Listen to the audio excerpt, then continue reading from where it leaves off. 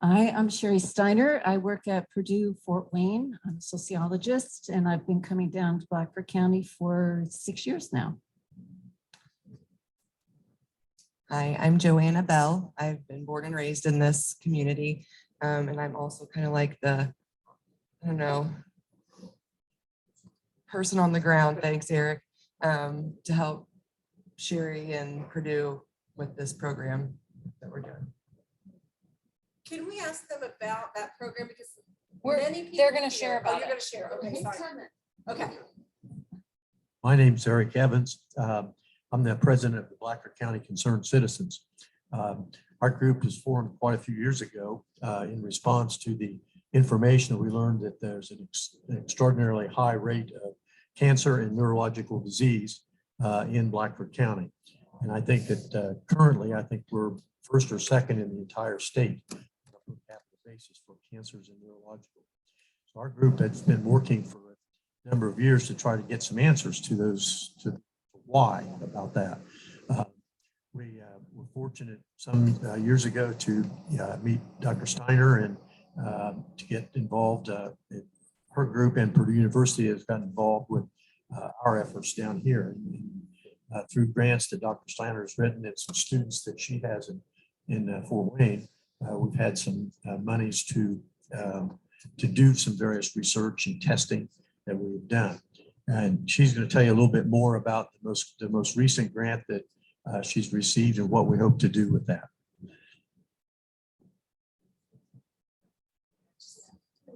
Okay, I'm Lily Williams and I'm from Taylor University.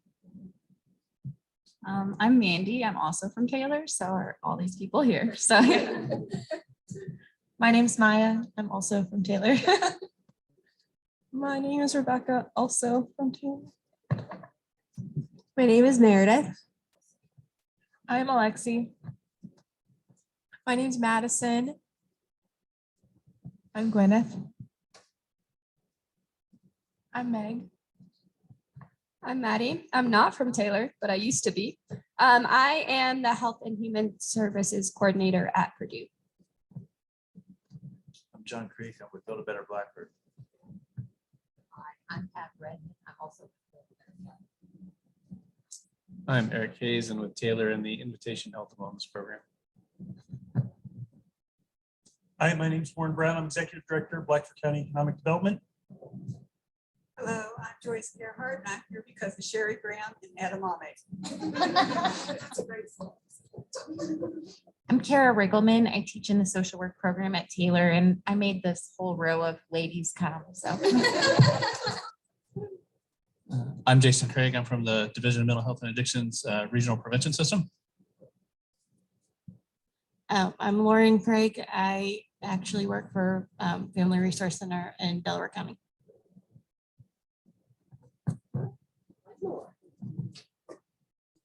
Hello, I'm Lindsay Cox, also with Purdue Extension, Blackford County. I am in the Nutrition Education Program. Awesome. Thank you. Thanks everybody for being here.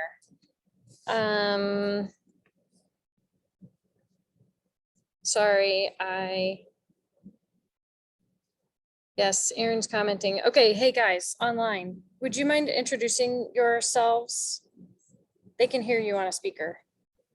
Yeah, I'll go ahead and jump in. It sounds like there's a tremendous turnout in person. I'm sad that I'm not there in person. Aaron Zitch, I'm also on the Connections and Health team with Karen. I do some of the data collection, data analysis, and data visualization for the team. Hi, everybody. I'm John Disher. I'm hearing I'm missing out on some edamame from Sherry Brown. Is that what's going on? Oh my gosh. Now I'm really sorry I'm not there in person, but I am the facilitator for the Healthy Community Alliance. It's a health coalition has been around for about 6 years. And although I'm a Muncie resident, my work with the Health Coalition has brought me up to Blackford County quite a bit. And I've really grown to love and appreciate the community. Awesome, thanks. Hi, Karen. I saw that you joined us. Are you able to unmute and introduce yourself? We're just talking about who we are and what brought us here.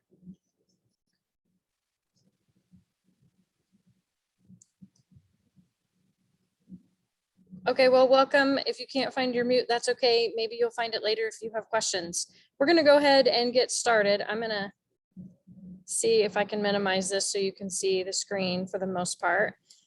So as I mentioned, I'm Karen Henshaw and I'm part of the Connections and Health team. And our hope tonight is that we can share back information that we heard from community members. And then we have lots of partners in the room that are working to address health challenges in the community. And we're going to have them come up and share. They have some slides also to share. I think there's one person who is not able to be with us tonight. So I'm going to try to share her slide. Well, I can share her slides. I'm going to try and talk about her slides and not muddle that up too much. But when we get there, bear with me because I don't manage her program. Then we're going to have time for question and answer. And I think Sherry has a little action item kind of right in the middle to get you up and moving a little bit if you live in the city and want to participate. So that's kind of what we're looking at. This is being recorded, so we can share this link with you later. We can also share the slides. There are some clickable links in the slides and there's contact information there that might be important for you to be able to have access to. So we'll share all that information with you later. Hopefully you registered via Zoom online. If you did not, and I'm especially looking at this group in the middle, if you didn't, but one of you did, then we will send you that information. If not, ask Eric because he'll get it. Okay. Okay. Anybody have questions or anything right off the bat?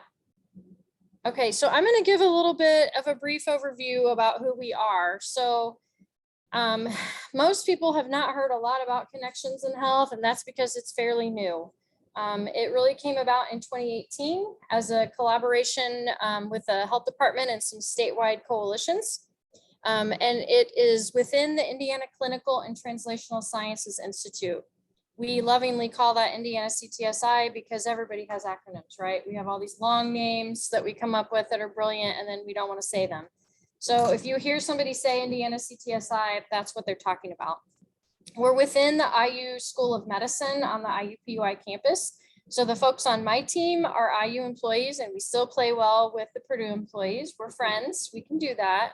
I used to be a Purdue employee, so I switched teams a couple years ago. So what you can see on the screen here is just a quick visual about Indiana CTSI. It's a collaboration between IU, Purdue, and Notre Dame. All three come to the table at CTSI. And our hope is to not only conduct research, but also to share it, to translate that information back so that people in the community can actually do something with it, not just have the research happen and it sits in a journal in a publication. So sharing that information back. So within Indiana CTSI, sorry, I think I have to do this in order, Aaron's saying boiler up in the chat.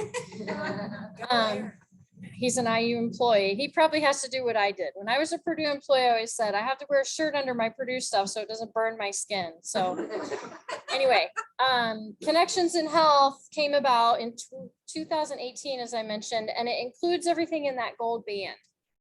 So it started with 3 statewide health coalitions and that had been in existence for a long time, but they were existing in different organizations. And so the State Department of Health said, let's bring them all together and have them work together and collaborate and integrate the state coalition work across the state and have bigger impact on health outcomes.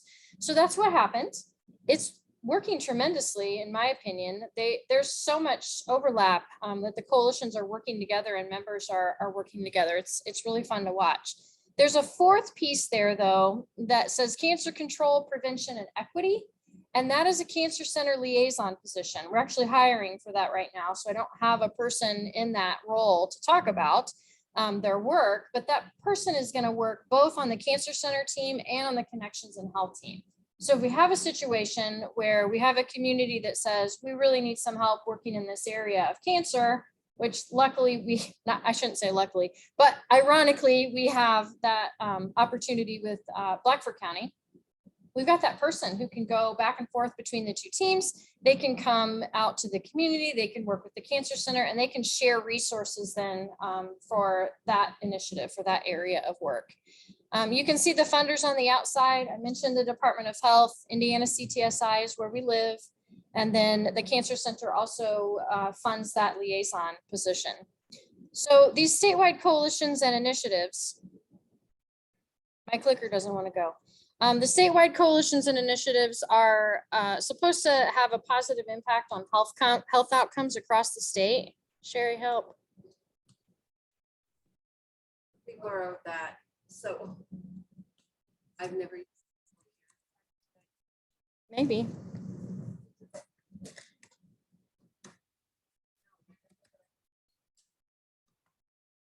Next. There, that's not really what I wanted, but that's okay. So anyway, we're supposed to have an impact across the whole state. And what we knew was that it's really hard to have deep relationships and really work in communities in 92 counties across the state. So they decided when they put this project proposal together that what we would do is work in one county at a time.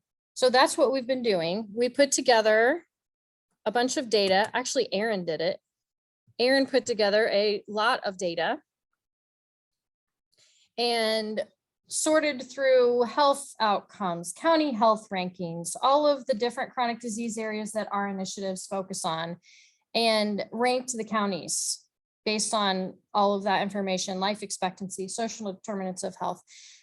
We took that information then, took, I think, the top 23 counties that had the most opportunity, shared them with our partners that are on the screen. So Purdue Extension is one of our main partners. I already mentioned the other three, CTSI, the Department of Health, and the Cancer Center, and said, where do you think we should go? Where do you think there's opportunity? Where do you have existing partnerships? Where do you think people are really open to working in collaborative efforts or coalitions? And came up with a list of 10. I can't get the arrows to work either. All my tricks. There. So these were the 10 counties that are highlighted on the map that we came up with. And the goal was to work with 2 counties per year for the first 5 years of the project. We got started in 2020 with Grant County and Vermilion County. Started working in Blackford County just this year, spring, I believe. We started doing listening sessions and meeting with people. You can see Washington County is the green county at the bottom, and that's where we are currently talking with folks in the community and doing listening sessions. Lake and Madison are yellow, they're next. And then there are 4 counties left: Stark County, Marion County, Clay County, and Jennings County that will be probably in 2023, 2024. So that's kind of where we're at to begin with. And what that looks like is, what county engagement looks like is us talking with people and having conversations with people. And a lot of you were involved in those listening sessions. Some of you helped conduct those listening sessions. Some of you participated in them in multiple counties. Just asking people, what are the successes? What are some of the challenges related to health, especially related to the chronic disease areas that our coalitions focus on? And then what we want to do is share that back with you like we're doing tonight, give you some ideas of how some groups and projects are already addressing some of those challenges and how you can get involved with them. And then we want to continue to walk alongside those groups and partner with people in the community and share resources. There's funding that's involved. There's lots of research that's happening at Indiana CTSI that we can bring researchers out and share their information. There's lots of research evidence-based best practices that we can share and we can help implement in the community and connect you with different experts across the state, really, and outside the state, across the country. So tonight we want to share back with you what we heard. And I think, oh, sorry, just one more thing. This is what our Connections in Health membership looks like. So we have the 3 statewide coalitions. Several people are members of more than one coalition. So that's what the unique members mean. We didn't duplicate. 84 of the 92 counties in Indiana are represented, and there are 42 members of the coalitions who represent statewide initiatives. And the reason I'm telling you this is because you may think, oh gosh, we really need to focus on this area. And we may say, oh, you know what? We know a couple of other people across the state that have done that. Let's introduce you and let's bring them to talk to you and help you figure out how you want to move forward. What might you be able to learn from them? Okay, Now I think it's Aaron's turn. Aaron, are you ready? I am good. All And it right. can you hear me? Can you see me? Am I all good? We can hear you. We can't see you unless I can figure out how to fix that. That's okay. Well, it There, now sounds we can like see you. what? I'm sorry. You're good. Okay. Well, it sounds like we've got Boilermakers, we've got Hoosiers, but tonight I think it's Taylor is the majority. So we're a Taylor group today. So my big thing is data. I like to be able to visualize and see, understand the community from the data perspective. And so Karen has mentioned these statewide initiatives, and we're focused on chronic disease areas. So we wanted to really give you kind of a brief overview, comparing Blackford to Indiana overall in some of the chronic disease states that our coalitions are primarily working in. So just to go down this list, and for reference, it's male and female for some of these incidence rates, male and female, male on the left, female on the right, and then per 100,000 residents within those communities. So anything that's bolded, you can see is higher. So in Blackford County, heart disease is higher in both men and women than Indiana overall. For diabetes, it's 4% higher incidence or 4% higher prevalence. Stroke is actually an area where Blackford County is less than the Indiana average. Asthma is a very challenging statistic to track, especially when we're talking about adolescent asthma. But when it comes to adult asthma, Blackford County is about equivalent to Indiana's overall prevalence. I know we heard it before, is Blackford is known for being one of the highest rates of cancer in the state. So we can see for two of the most prevalent types of cancer, lung and breast, that is true. So lung cancer, it's higher in Blackford, and then breast cancer among women is also higher in Blackford. And then some of these last ones kind of focus on nutrition and physical activity. So physical inactivity, those who are not moving, not active, not getting out and walking, is 4% higher. So 4% more people within Blackford County as compared to Indiana overall. Those who are food insecure, it's about equivalent to the Indiana average. 5% more of the population being obese in Blackford than Indiana. And then those who have access to exercise opportunities is about 17% lower than the Indiana average. I know we're starting off on we look at this and we say, well, what the heck? This is negative. Why are we talking about this? It really goes to show these are areas that people are working on, areas for improvement, but there's a lot of success that has come into addressing a lot of these things, and we'll get into some of the successes that we've heard as I go along here a little bit further. So Karen, you can go ahead and go to the next slide.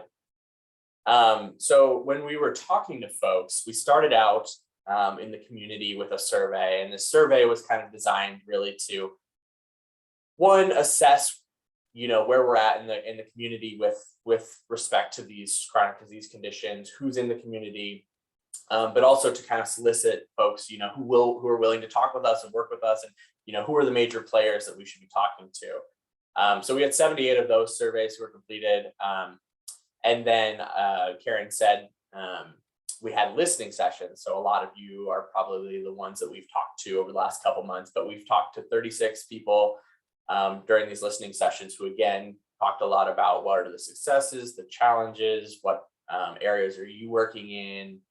Told us about themselves, who else we should talk to. So 36 listening sessions there.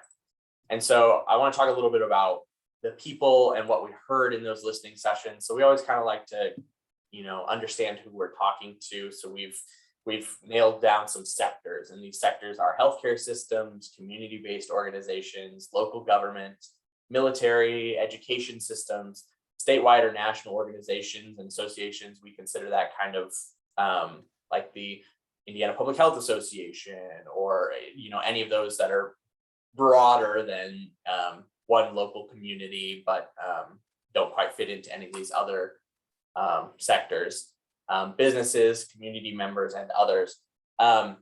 You can see we talked to a lot of community members, which is actually different than how it was in Blackford and Grant when we first started these projects last year. So we had a lot of community members, we had a lot of community-based organizations represented, local government, educational systems. I mean, we had a wide variety here and a pretty good distribution of backgrounds for the folks that we were talking to. So now I want to get into some of the successes. And so the way we did this is we tried to, and I'll say it, there was an extraordinary amount of successes, and we actually had to kind of simplify these slides because there was so much success that people in Blackford County wanted to talk about. So we tried to nail down some of the more common ones and kind of separate them out based on the chronic disease conditions that we specialize in. So talking about cancer, what we heard is that the Concerned Citizens Group has obviously been working heavily to address cancer in the community. There's a lot of grassroots movement for cancer, and then Blackford County Cancer Support as well. And then next is diabetes, heart disease, and stroke. Those all kind of fall together because that's how they're falling within our coalition. The Dining with Diabetes program was noted as a major success. Taylor University, shout out to all those in the room. Taylor University's Invitation Center, is it Invitation Center or Innovation Center? I'm not sure. Innovation. Yeah, has been a major success in helping to address chronic diseases. And I believe stroke was specifically called out, or diabetes, one or the other, within that listening session. And then there's a collaboration with our coalition, CADDY, that are conducting health fairs in the fall. And then the next one is nutrition, which there was a tremendous amount of the next two, which is nutrition and physical activity. So there are mini gardens within the communities in Blackford, a youth food curriculum using My Plate model, food sustainability, greater accessibility to fresh fruits and vegetables through community and family services. We heard so many folks talking about how great all of the food pantries and how many people are working in the food pantries, folks getting access to those food pantries within the community. More funding opportunities for community nutrition initiatives, and then greater community awareness of ways to prepare food, to learn about healthier foods and how to get healthier foods. And then the next one is physical activity. Walking program started by Purdue Extension. The Greenway Project was noted many times as a major success. A focus on youth and adult sports programs. The Hartford City Health Club had a lot of mentions, being able to have a local place where you can go and get exercise.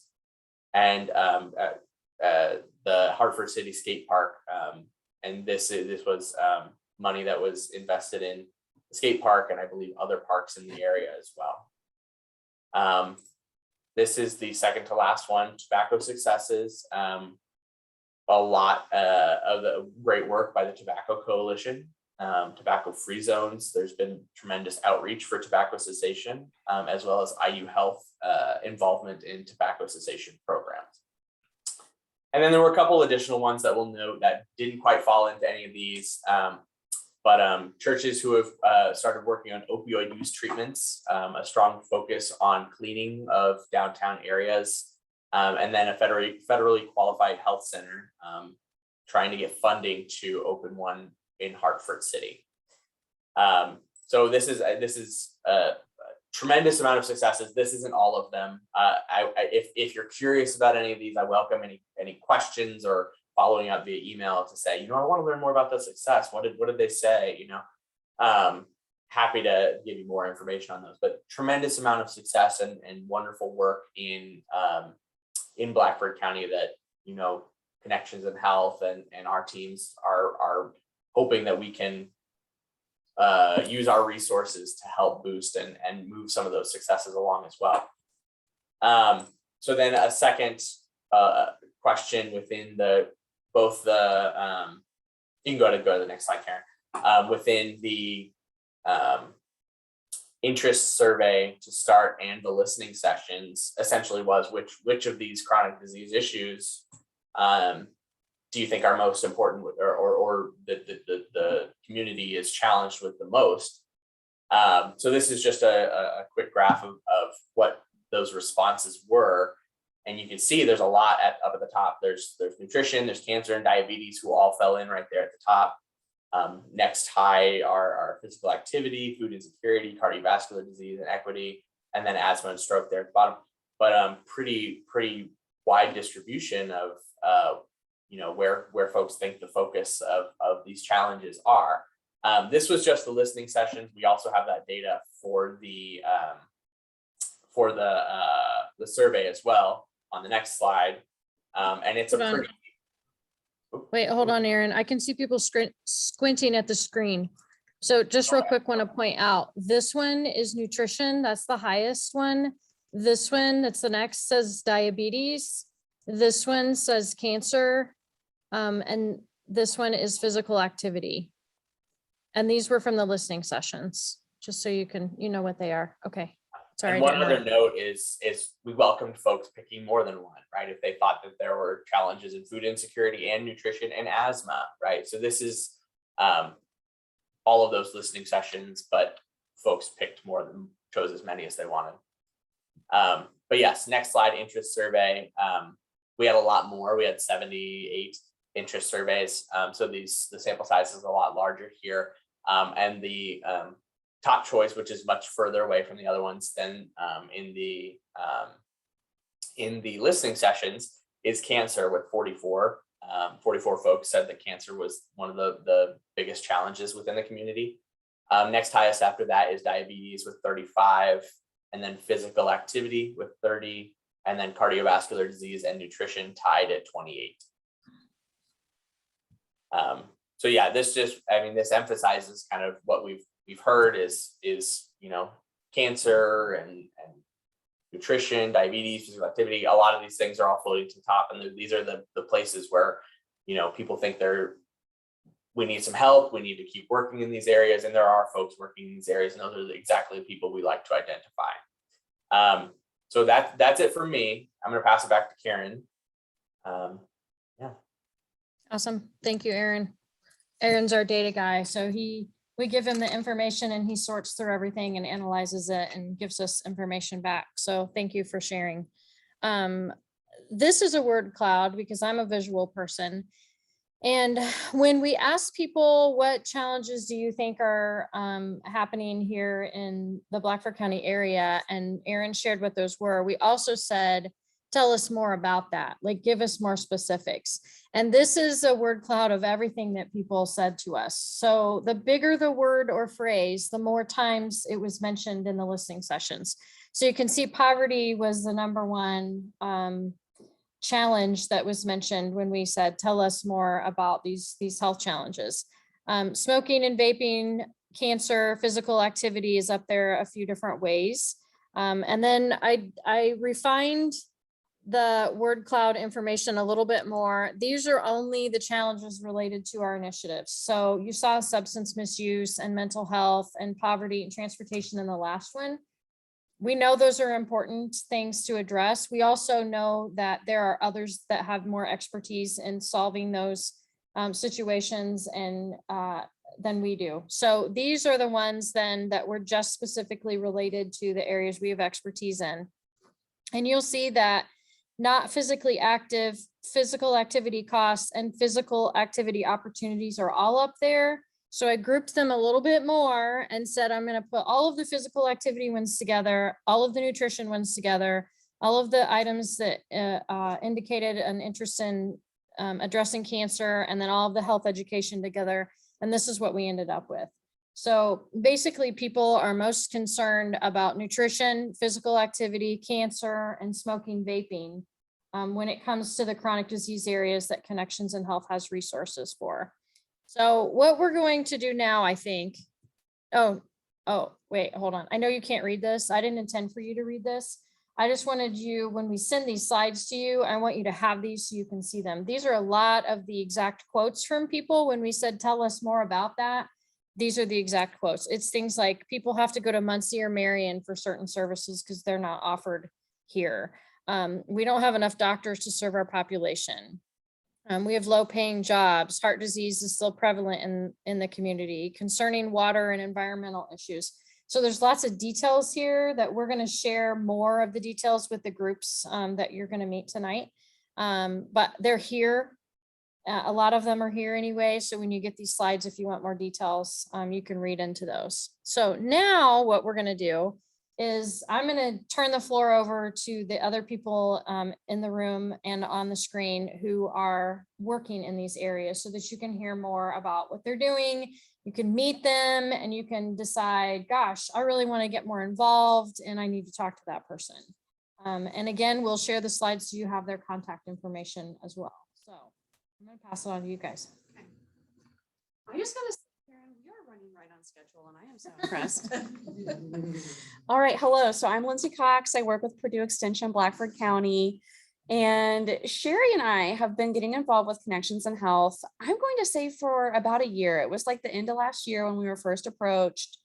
And one of the groups, the specific health coalitions that we've gotten involved with is the Hoosier Health and Wellness Alliance, and specifically the Parks Board Working Group. So that group works with people all across the state, and it's all about increasing Parks Board capacity in the state. So a lot of parks work, trails work, things like that. So something really cool that has already happened, Karen had mentioned Connections in Health can help connect us to resources. And some of those resources are funding, and Blackford County got a grant to implement a workshop, which will be happening in early 2022. And we need people. We need the people. So it is called Enhancing the Value of Public Spaces. And that is where we work with people who are trained to implement this program. So yay, their expertise is with us.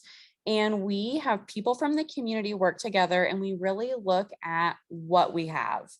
And we also talk about what we want, what do we want to improve, and how do we get there? And we find a plan, a doable plan to get there and to achieve those goals. So one of the goals that we outlined in the proposal for getting the money to be able to implement this is that we will create a Parks Board strategic plan, and then you submit that to the Indiana Department of Natural Resources, get it approved, making us more available for funding opportunities to improve our parks and green spaces.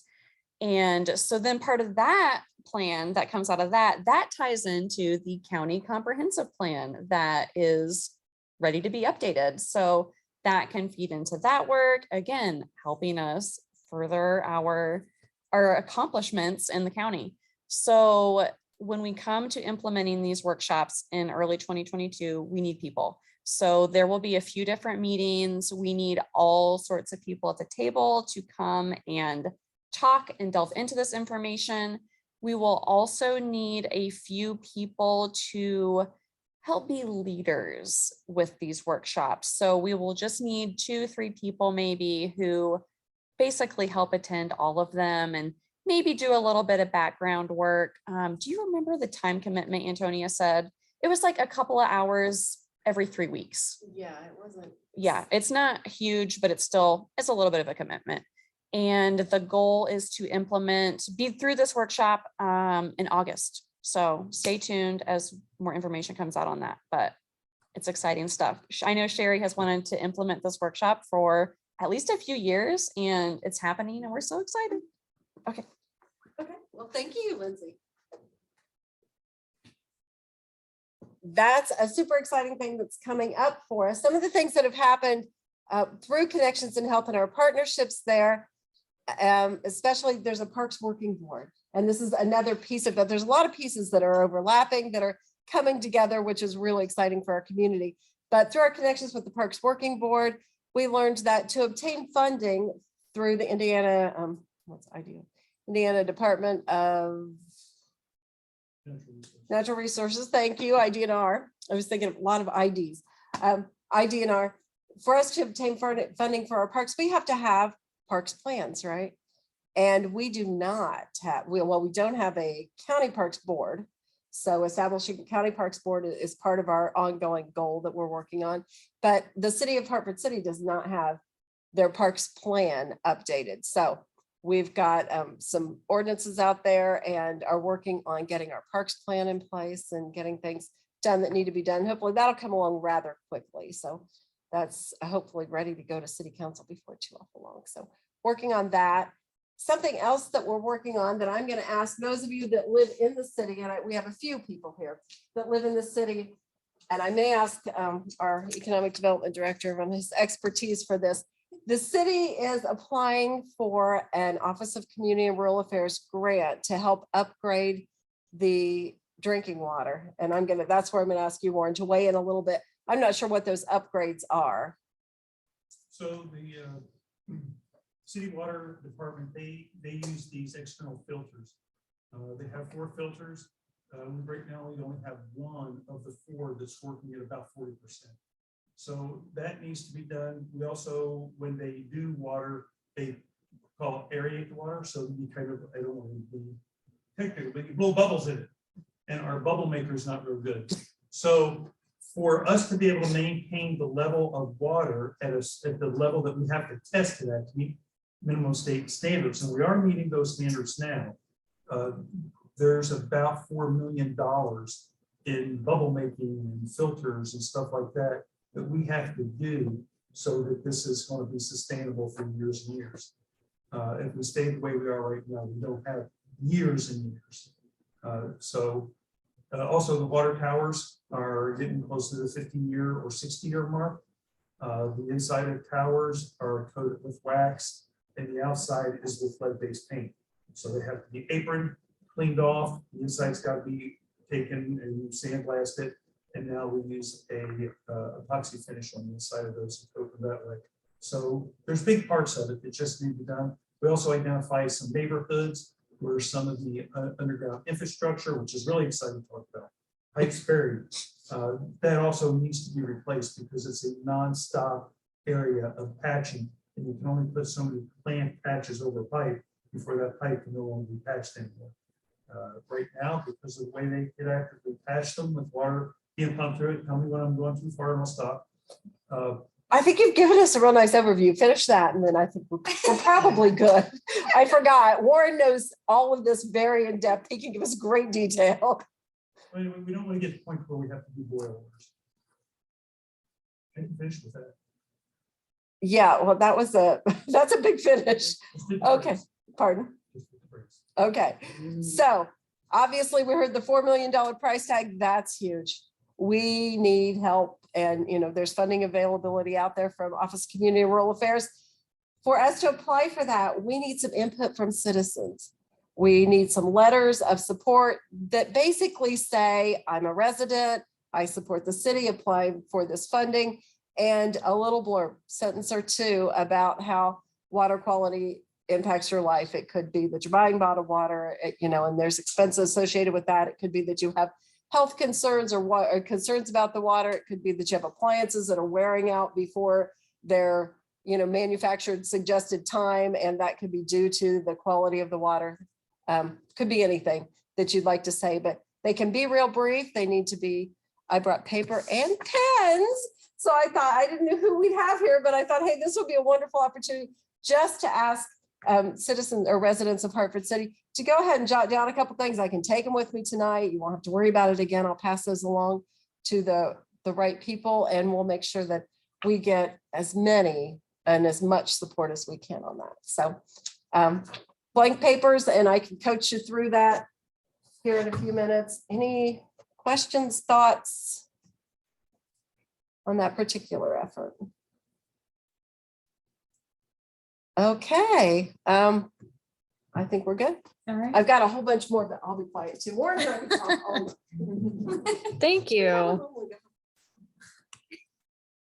Okay, we've got Sherry and Eric and Joanna up next.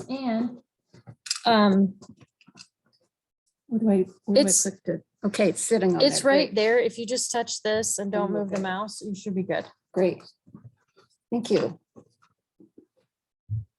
Okay, well, I was trained as an environmental sociologist.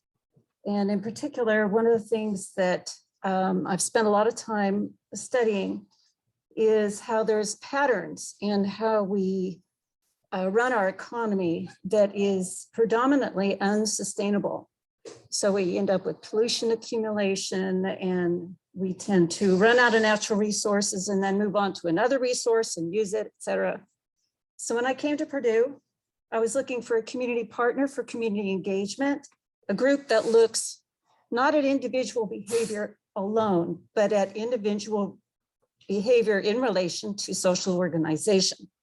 And that's how I met Eric Evans with Blackford County Concerned Citizens, and I met Joanna. One of the ongoing issues that we have encountered in Blackford County is when we talk about the possibilities of addressing poverty through being pro-business in a sustainable way, but also pro-environment for human health and environmental health. What gets heard is it's a win-lose relationship. You got to pick a side.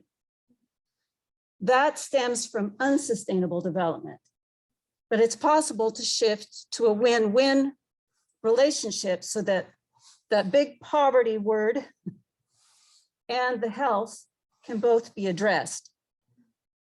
But this isn't just a problem of the culture here. It's a statewide issue. For 4 of the 6 years that I've been living in Indiana, going on 7, Indiana has been the #1 emitter of pollutants in air, water, and soil out of all states and territories in the whole USA. The other 2 years, this year and one other year, it's 3rd. So we're currently #3, but you have to work hard to be #1. But that's not what we want to be #1 in, right? So when, oh, someone's entered the waiting room, so let's see if we can admit them here. Okay, there we go. So we're trying to convey a different message, and that is that you can be pro-economic development if it's sustainably done, and pro-human health. Something I would hope that, is it Walter? Warren. I can go either way though. Something I hope that, Warren, you're able to address with the water people, with the improvements, is the underground pollution plume that's headed toward the city wells. That's been going for a number of years. It has high levels of contaminants. That comes from some of the business activity in this area, and it's been documented by Indiana Department of Environmental Management. So did you want to say something about Blackford County Concerned Citizens before we go on to? Well, only that we have entered into some testing. We're going to talk about the testing. Okay. We have actually done some testing in our efforts. That's one of the things we've been doing to. You can talk about the historical testing because that's not in here. Okay, well, we've done various types of testing because basically what we've been looking for is we've been looking for actual facts and evidence, if you will, of various types of pollution. So it's one thing for us to say, well, we have a great deal of pollution in our community, and it could very well be related to the high incidence of cancers and other diseases. But we can say that, but it may not be true. It's a lot, I think it has a lot more impact if we're able to actually give you facts that support that conclusion. So we've set out to do that. We started back early on.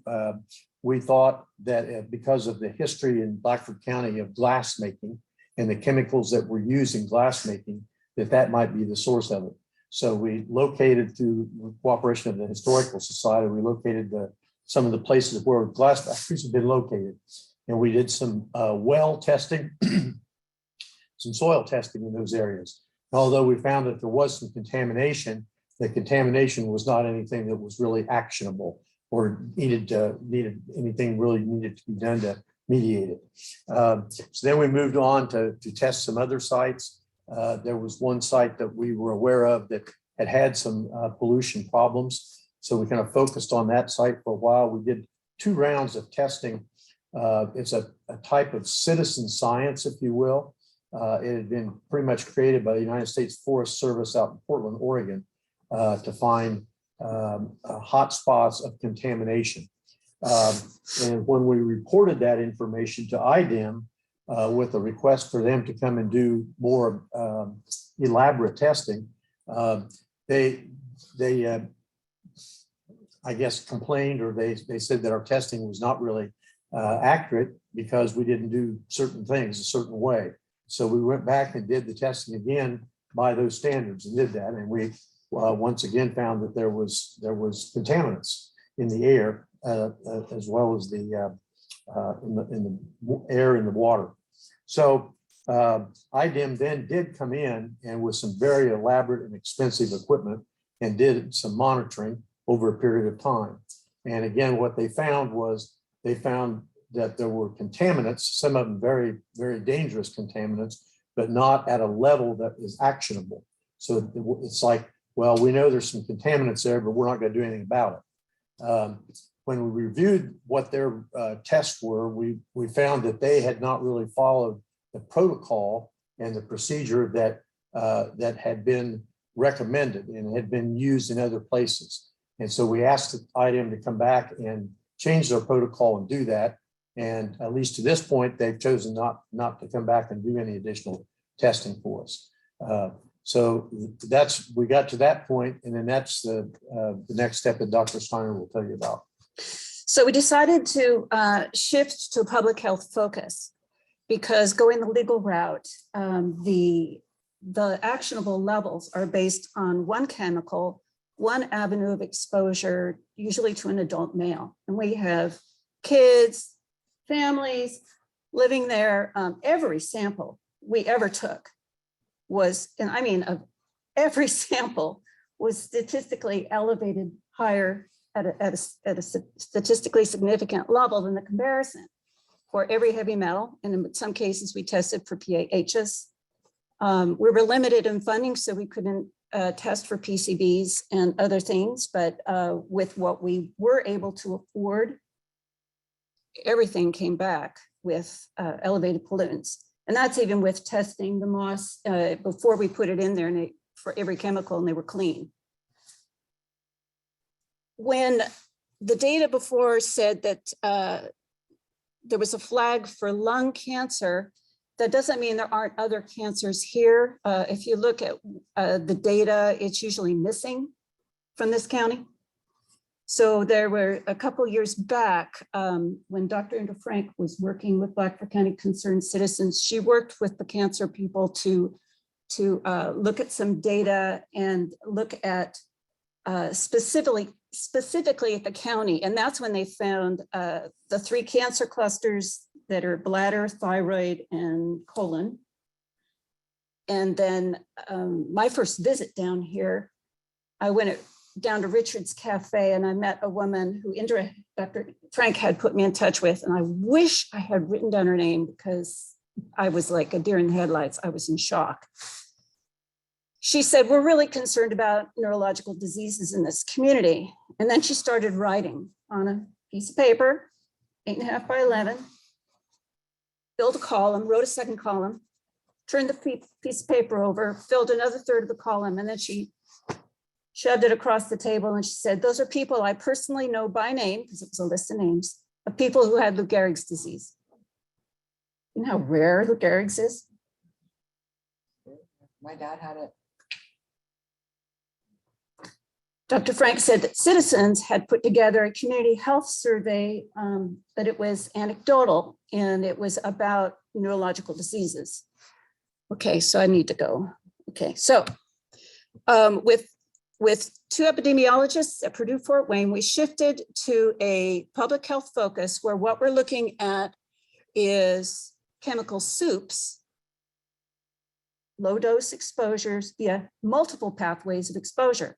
Because we'd found pollutants in the water, in the air, in the soil, all at low levels, and multiple chemicals. So Dr. Wells is doing other research in other places about chemical soup, multi-pathway exposure. So we got together, and then Dr. Salu, her area of specialty is exposure, environmental exposures in workplaces. So we got this grant, and it's a Trailblazer grant. And we're going to be 3 things: characterizing the extent of environmental contamination, conducting a comprehensive countywide health survey, determine the relationship between the environmental contaminants and health outcomes, and then characterizing the extent, oh, I went the other direction.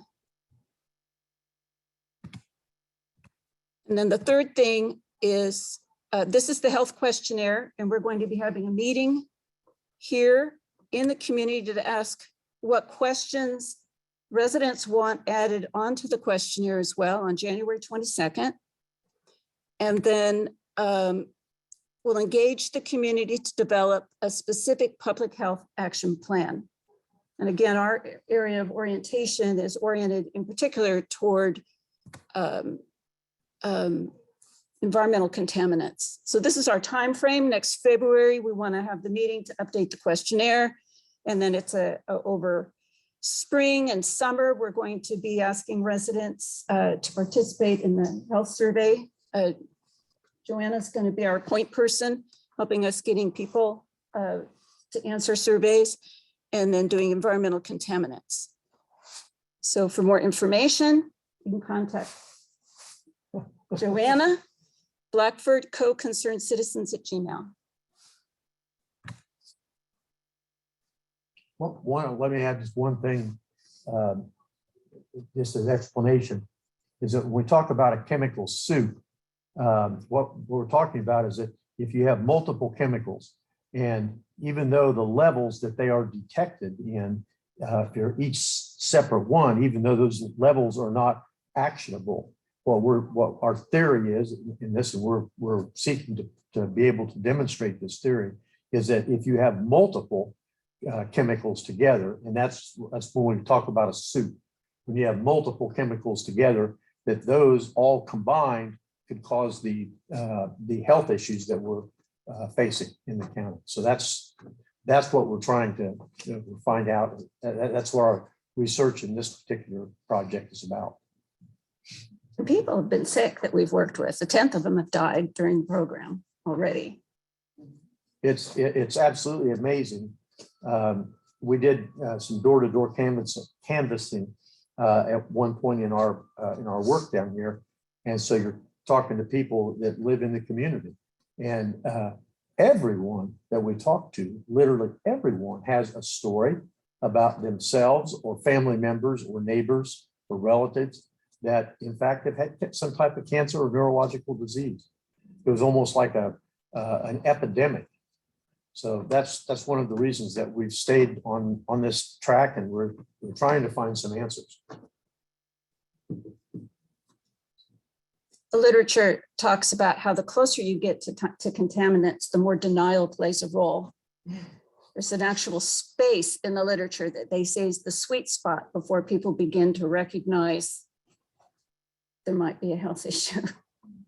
Well, and like I told when I first started working with this, I'm just going to give you a little bit of my story real quick. It'll be short and sweet. I was born and raised in a house that is directly next to the Hartford Iron and Metal, the scrapyard here in town. When I was growing up, it was, nothing to me, but it was there. I'd play outside, it would rain and we'd play in the yard and in water, and never thought anything of it. My dad lived there since 1955. He had his mom there, his first wife there. His mom died of cancer. His wife died of cancer. My dad died of ALS, Lou Gehrig's disease. The neighbors that I grew up with, they died of cancer. A couple other neighbors that I was very close with, they died of cancer. I moved away from that home for a few years, and I came back to it. In the midst of that, I got more concerned and grew more concerned, but I just really didn't think too much about it. Spring rain, the yards got water stained, and my kids would go out and play in it. Mind you, I didn't think anything of it. And the more I have thought about it, my youngest has very severe asthma with very severe allergies, and she was only been in that home her whole life.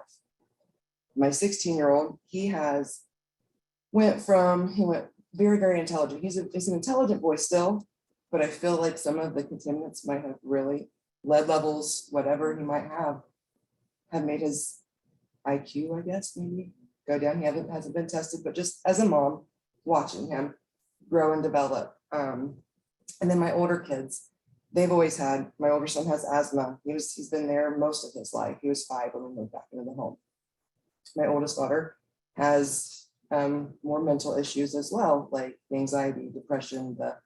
That stuff isn't really correlated with that, but to me, it kind of all goes together. So that is kind of my story and why I'm very ingrained in this. And it's very important to me that we find some answers and hopefully help our community. And it's not just my neighborhood. There's multiple neighborhoods, but it's like there's hot spots. My whole neighborhood is full of cancer and neurological diseases and things like that. And I'm glad to be a part of this, and I hope to help find some answers and help us get something going to treat it, I guess, if you will, in a way. Thank you. Thank you.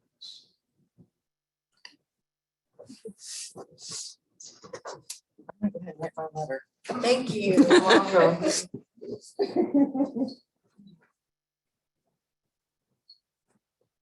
Hello, everybody. Hi. My name is Jason Craig. Again, I'm with the DMHA Division of Mental Health and Addictions Regional Prevention System. I'm the one of 10 regional prevention coordinators across the state of Indiana, working to address substance misuse and mental health at the grassroots level of the communities.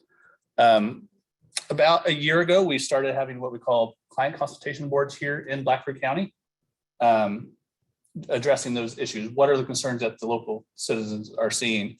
And we'll kind of go over some of those here today. Again, the Blackford County Client Consultation Board is comprised of members from the local community here, the living or working in the community itself, from all aspects of life. It could be the professionals, police officers, whatnot in the community, the hospital system, or it can be even just regular citizens are part of this board, just helping guide us on what we need here in Blackford County related to substance misuse. We work to discuss the systems in place in Blackford County, what's working to address substance misuse and what's not working. If it's not working, what do we need to bring in to get that systems working? So a couple of projects that we have comprised of already is there was a community resource guide that was about 5 years out of date.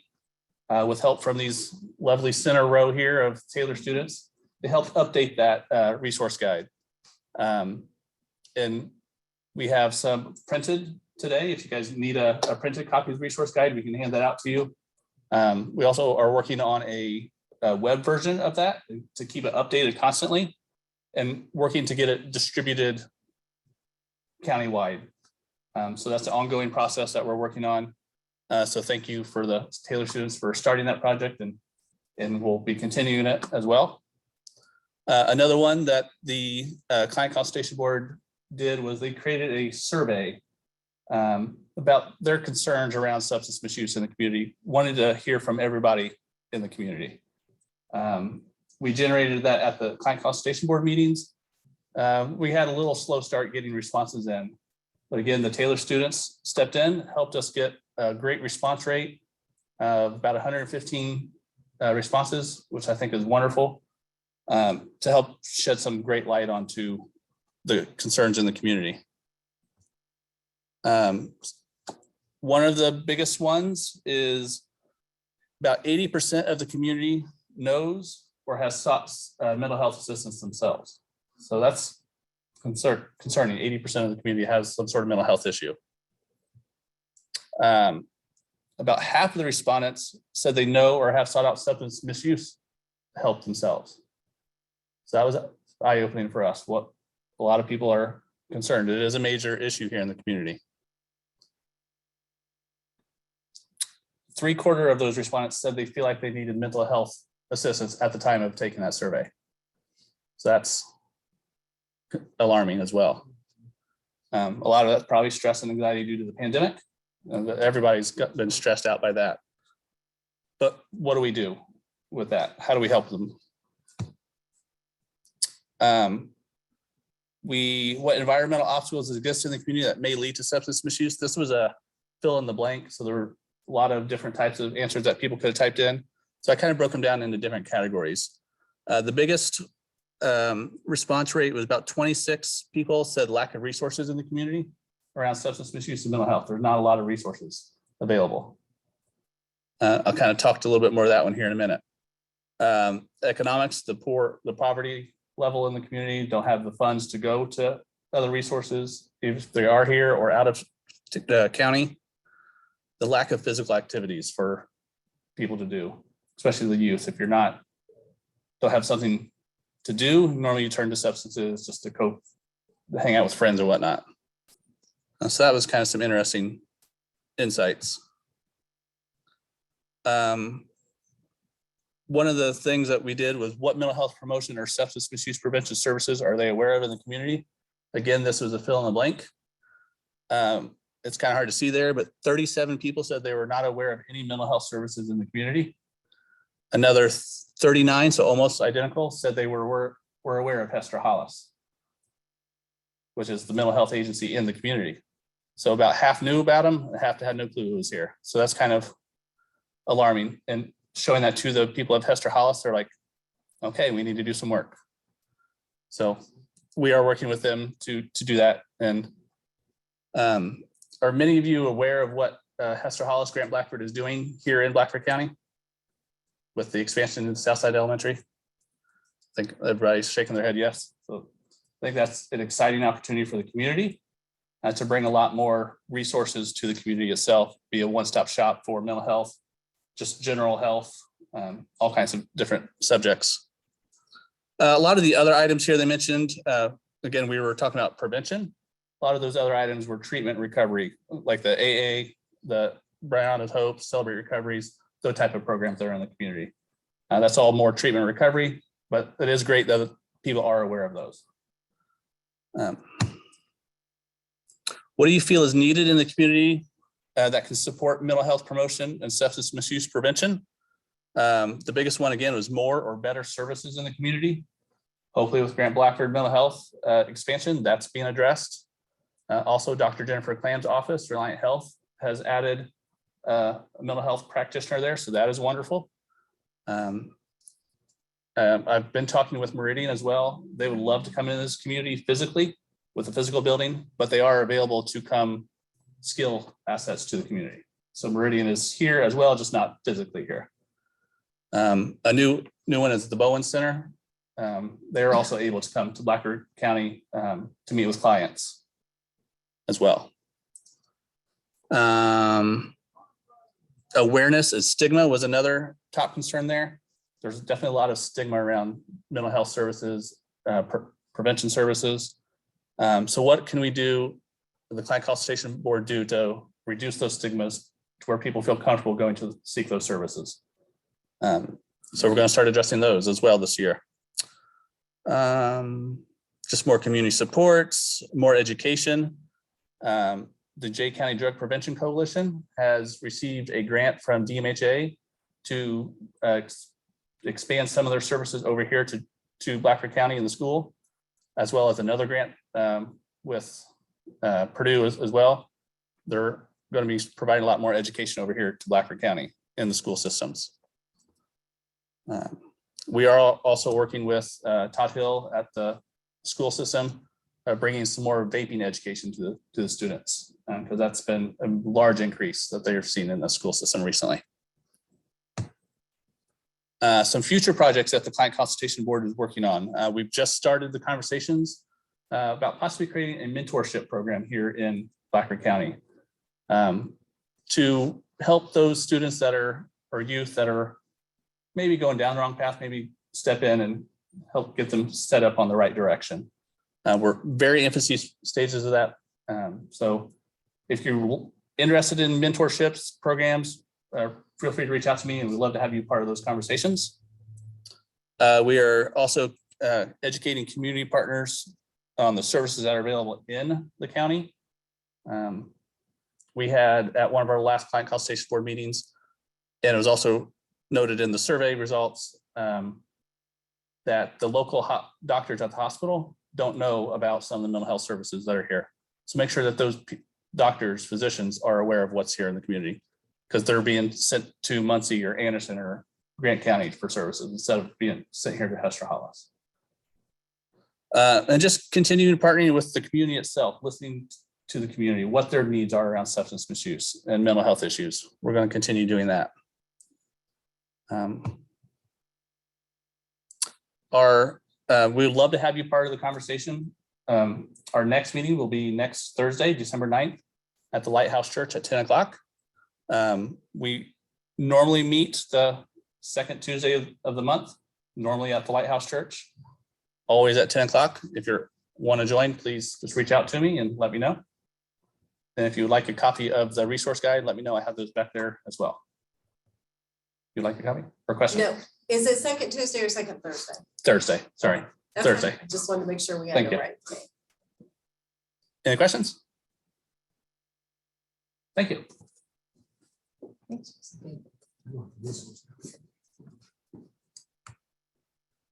Okay, John, you're up. Are you there? Yes, I am here. Can you hear me? We can hear you great. I will be your slide person. Fantastic. Thank you, slide person. Much appreciated. I'm John Disher. I am the Community Outreach Director with IU Health's East Central Region, and my primary role is to develop a community health needs assessment every 3 years for each of our 3 East Central Regional hospitals, including Blackford Hospital. And then the really important part of that work is after we gather all that data and create the report is to work on partnerships in the community to address those needs.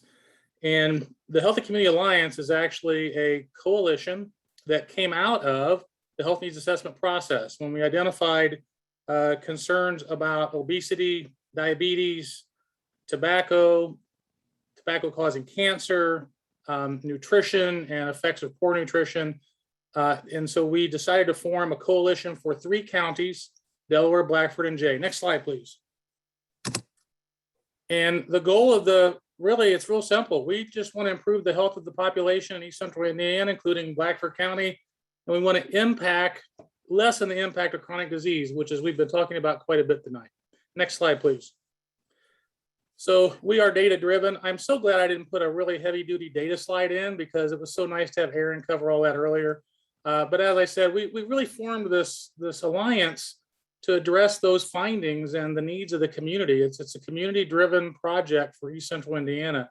We're trying to basically increase physical activity, improve nutrition, and reduce tobacco use in our communities. We do that with some basic components. We have a steering committee that meets monthly. It's comprised of individuals from all 3 counties, from different sectors. We also have the heart of the whole alliance model, which is our broad coalition membership. We have 150 community organizations. We also conduct work groups for those organizations. And then we're fortunate to have the support of IU Health as our backbone organization. And we have a website that has all sorts of great information about health needs in all 3 of our counties. If you want to look up a specific a health factor, health metric, you can do so on our website. Next slide, please. So we operate using something called collective impact.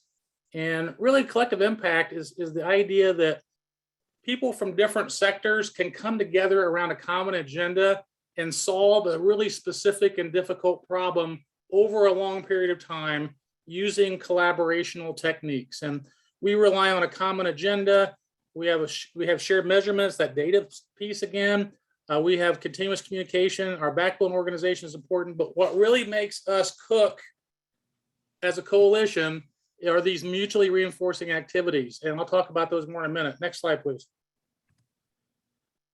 The mutually reinforcing activities reside in what we call the sphere of influence. And if you look it up on Wikipedia, sphere of influence is defined as an area or region over which a state or organization has significant cultural, economic, military, or political influence. But in our collective impact model, we use this phrase to describe the ability of our 150 partners to persuade others within their sphere of influence to make good decisions about nutrition, physical activity, and tobacco use. Next slide, please. So our collective impact really is comprised of the following. We work with our partners to influence people where they gather and where they have trust in that place that they gather at and the people that are there. We help our partners influence into their audiences around shared goals in ways that are appropriate for the organization's core mission. So we focus on what do you do? Are you a school? Well, here are some good ways you can influence your faculty and your kids around a certain topic.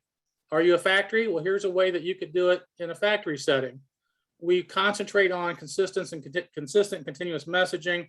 But again, we have those mutually reinforcing activities, and where each organization has some expertise and their abilities are leveraged together as part of the whole. So for example, we'll talk about in a minute a project that the Healthy Community Alliance partners came together on the Blackford Greenway to demonstrate that.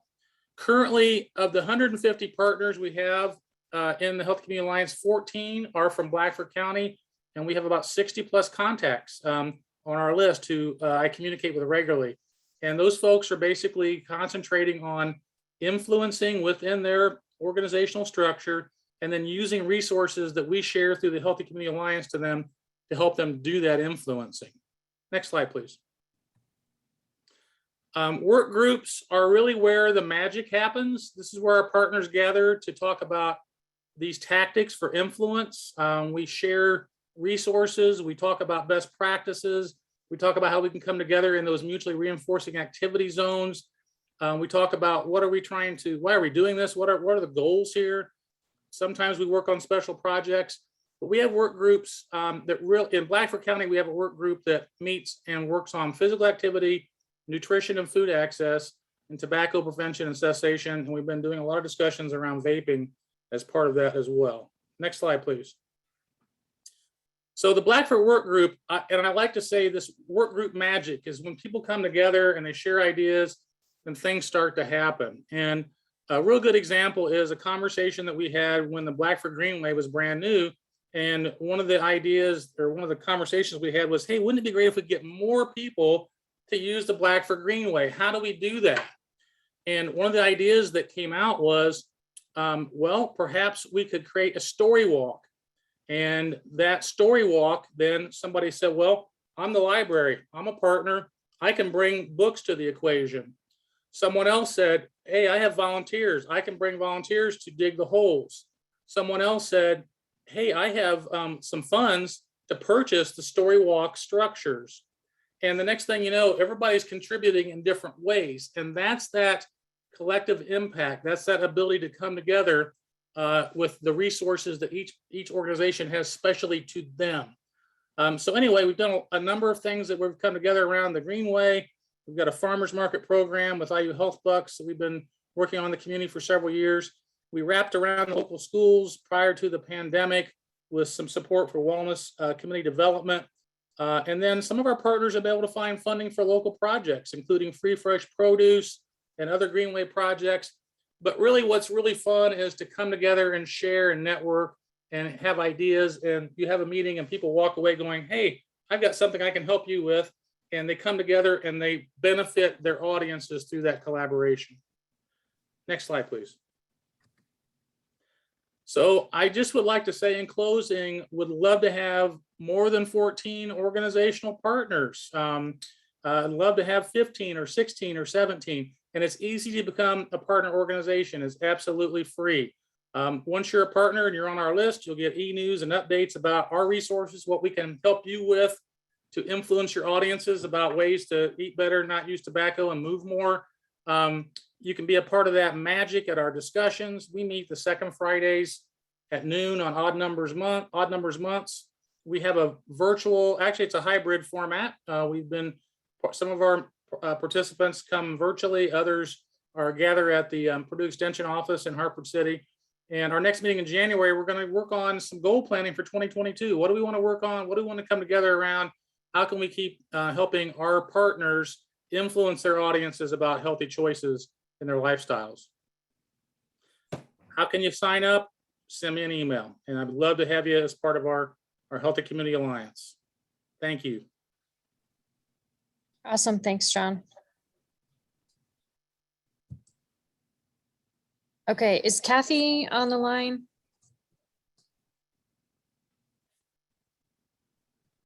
Okay, I think she's not. I heard from her today and she wasn't feeling well. So I'm going to try to cover some of her slides. So Kathy Ray is part of an organization called QSource. And like I said, I'll give you these slides so you have all this information. They're covering right now 12 states. They don't cover the entire state of Indiana, but I'll show you a map in a few minutes with the different regions and counties that they do cover. And they primarily serve as the Medicare Quality Improvement Organization. And they're interested in all populations, but they're also focusing on an older population. So this has information about some of the different focus areas that they have. Can you read that? Is it too small? Okay, I'm not going to read it to you then. That's PowerPoint 101 students. Don't read your slides. So these are just some different areas that they focus on when they have their coalition meetings. And it overlaps with a lot of the people and the projects and the programs that you're hearing about tonight. These are a lot of the people that they have participating in their coalition meetings. They have regional coalition meetings, and there's one that covers Blackford County. This is the map, and you can see the gold counties there, 1, 2, 3, 4, 5, 6, 7. There are 7 in this area, in this region, that participate in the regional coalition meetings there. I don't know if they've done them in person. I have been involved for a few months and they've all been via Zoom or technology. It might not be Zoom, online. They're virtual anyway, so far. So you can contact Kathy if you're interested in participating in any of those meetings. They're open to all kinds of presenters and they really want to help. I don't know if you've noticed this common theme, but everybody kind of wants to bring everybody together and share information and figure out how we can work together. So we may all have our own niche or group or population that we really want to work with or serve, or something that we want to focus on, but we're all interested in bringing it all together. So Kathy hopefully will be able to join us at the December 13th meeting. So if you want to hear her do a better job with her slides and tell you more information, I would encourage you to watch that recording when it comes out and you can hear a little bit more from her. Okay, I'm going to turn it over to Eric. I think for the sake of time, because I've seen most of you before, so I think most of you know kind of what the program is about. So I'm going to go through this very quick. The invitation program was started 3 years ago in Upland in collaboration with the Marion General Hospital as a diabetes prevention program in response to the community health needs assessment for Grant County. We started immediately to reach out to Jennifer Clam because Jennifer is a good friend of Taylor and started getting patients from her referred to Upland. And then the Lilly Endowment was gracious enough to give us $1 million grant to expand the program and expand our curriculum around it at Taylor. So with that, you can see here at the bottom right corner, we had a grand opening August 9th, I think, over on the square at our invitation clinic in the square. We've gone from seeing about 15 patients regularly kind of post-COVID last spring to about mid-40s per week. 15 or so of those in Blackford County, the rest of them over at our facility in Upland, which is right across the street from Taylor. This is a chronic disease treatment and prevention program, if you will. It is supervised by various faculty at Taylor. Diane Dungan has a background in health psychology and counseling psychology. Brad Kendall's more neuroscience and exercise science. Scott Benstermacher, our most recent hire, is a licensed physical therapist. So the exercise program that we do with the elderly, with anybody, is established by a licensed physical therapist. He's also recently been hired by IU Health on a PRN basis. So we're trying to also build bridges to IU Health as we do this. So we teach the students a semester-long course on how to administer this program. Patients meet twice a week. Who can come? Anyone who is at risk for chronic disease, which means if you're talking about a doctor's office, better than 80% of people who walk through the door. We have folks that are with our youngest participants, probably been about 23. And we've had a 91-year-old lady right now who's in, and she's not in for anything but just function. She just wants to prevent risk of falling. Right. So we deal with pretty much anything out there in terms of chronic conditions. Program basics, right now we get all of our patients through a primary care provider referral. So we work with doctors at IU Health Blackford. We work with Jennifer Clam. We work with doctors over in Grant County as well. Patients will come for an intake where they're interviewed by the student. It takes about 45 minutes to fill out some surveys. The student learns who they are. So we tailor the program to the individual. There's a functional test, like a 6-minute walk test, a timed up and go test, things that are standard within the clinical realm. And then sessions ideally are 2 times a week for 45 minutes. That's both an educational component and a supervised exercise component in that 45 minutes. Patients pay $5 per session if they can afford it. If they can't afford it, they don't pay, and they can bring a friend or spouse for free. In terms of a couple of things where we're growing, we now have students that are in the primary care offices at Dr. Clam's office and at IU Health Blackford. So they're recruiting patients directly from the providers' offices because providers are really bad at referring patients out to the program. So you put students in the providers' offices so they can connect with the patients more quickly. We are about to start with IU Ball, a paramed home health care program where our students will be going out with the paramed visits to people who have heart conditions. Who should be in cardiac rehab. We'll be delivering a hybrid virtual and in-person cardiopulmonary rehab program in the home. And IU is going to track hospital readmissions, and that's how we're going to pay for this thing, because if we can keep people from going back to the hospital, we save lots of money. So we're about to start that in January with IU Health. We also got an Indiana Department of Health grant to pursue becoming CDC recognized as a diabetes prevention program provider. We got $10,000 to train about 20 students and faculty to deliver the program. We were the only grantee that received money that did what we said. So they gave us another $10,000 to continue the program. We didn't even apply for that one. They just gave it to us. So we're now working on becoming master coaches, our faculty, so then we can credential all of our students every time they go through the class. And then once we get credentialed, we can bill Medicare for Medicare for services, which doesn't pay much money, but it starts to cover our bills. And then the CDC, because of that work, approached us just about 3 weeks ago and asked us to pilot a new program that they are putting out. There are 3 pilots in the state. We are one of them on a Heart Healthy Ambassador program, which is a blood pressure monitoring program. They're going to train our students and our faculty for free in January, and then we'll start recruiting patients into that program. They also gave us a $10,000 grant to do that, which is kind of nice because, again, we didn't apply for any of this. They just kind of keep throwing money our way. So it's been a good year. So that's a really, really fast of what we're doing. I wanted to take just a minute at the end just to say, Jason, there's so many opportunities for collaboration around mental health with this, the cancer thing. Cancer patients and the support people for cancer need services like this. I mean, there's just, so what John was saying about how do we leverage resources to tackle the problems? These are really all the same problem, and getting our resources together makes better use of those. So I was thinking, Jason, about your mentor program. I can think of a couple faculty at Taylor that I should introduce you to, because I think they'd be interested in maybe sending students this way to develop a mentorship program. And again, I think we could do we obviously can't handle the environmental contaminants, but in terms of working with patients who have or are struggling with cancer, our services would be helpful for them too. So how do we get word out to people and work together? Did I understand you say you actually have a facility here in Purdue? It is on the square. You can see it on the square. It's right next to Jennifer Clam's office. It's where the old Bureau of Motor Vehicles was. Okay. We have that space. Yep. Cool. Yep. So, other questions? Awesome. Trying to catch you up. Thank you. All right, so that is what we have to share with you tonight, and we're interested now. Almost everybody's here. I know Lindsay had another engagement, but everybody else is either online or here. So does anybody have any questions, any comments or suggestions, anything that you think, oh, did you guys think about this? Or if there's another group that we have not shared with you yet that you think we need to make sure everybody knows about? Have you? Oh, wait.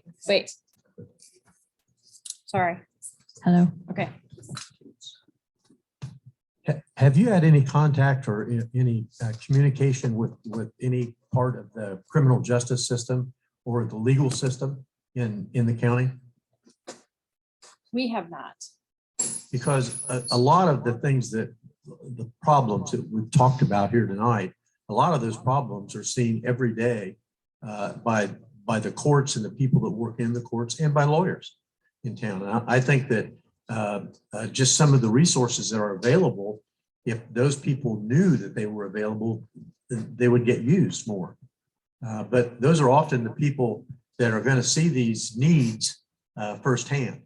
And I think, probably law enforcement would be in that group as well. I'm looking at Jason. He knew I was coming for him. Yes, I do have, I do have probation department, police department on my board. So they're involved with what we're talking about, make sure there's those resources. And you have the resource guide to share with And the them. resource guide, yes. Fabulous. Okay. Have you made any effort to distribute any of the resource guides to like the legal community? Not yet. We're still working on that. I'd be happy to do that for you. Okay. Because just the guide itself it's really handy, because a lot of times lawyers or other people in the system, somebody has a problem and they'll say, what can I do? Where can I go for help? And if we have one of these someplace, you can give them an answer. I have a stack full back there I can give you, or I can get you the digital version. No, I wouldn't be able to offer it. Okay. What about local churches? They're in the resource guide, yes. And we're trying to get more of them involved at the client consultation board for the mental health side.